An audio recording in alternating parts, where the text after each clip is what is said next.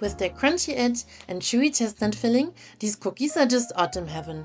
For around 12 cookies, you will need 225 grams of soft butter, 150 grams of white sugar, 150 grams of brown sugar, 2 eggs, 2 teaspoons of vanilla extract, 300 grams of flour, 1 teaspoon of baking soda, 2 tablespoons of starch, 1.5 teaspoon of salt, and 12 teaspoons of chestnut cream.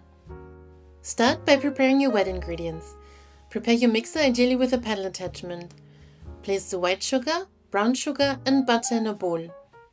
Beat until it is well incorporated and fluffy. You might have to remove the mixture from the edges from time to time with a spatula. Add the eggs one by one. Then add the vanilla. If you are asking yourself why the mix of sugars, brown sugar adds moisture, the cookies get more soft on the inside.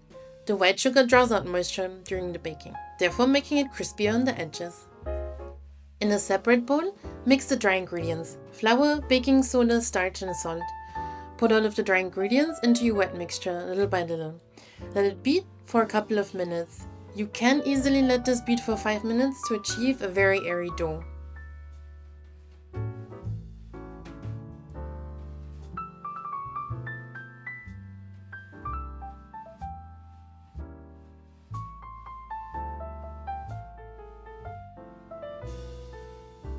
Once you scrape it off your bowl, it should hold together. In case yours is more soft than this, place it in the fridge for a little bit.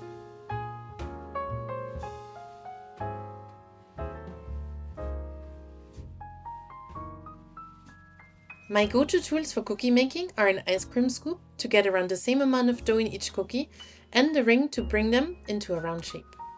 Place the cookies with the ice cream scoop on your baking tray. Leave some room between them as they will grow initially while baking. I usually fit around 6 on one tray. Make a hole in the middle of your cookies and fill in the chestnut cream. Close the cookies, kind of like a dumpling. Turn them around and place a few caramelized chestnuts on top.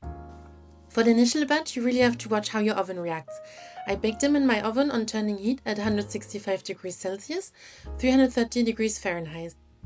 You place them into the oven and let them cook until the middle is just set, so it does not look wet anymore. This is the moment when you want to take out your baking ring. They're still flexible, so you can wiggle your ring around them to bring them back together. Do this while leaving the tray half in the oven without burning yourself, of course. Continue baking them for around 3 to 4 minutes until the outside is just slightly golden.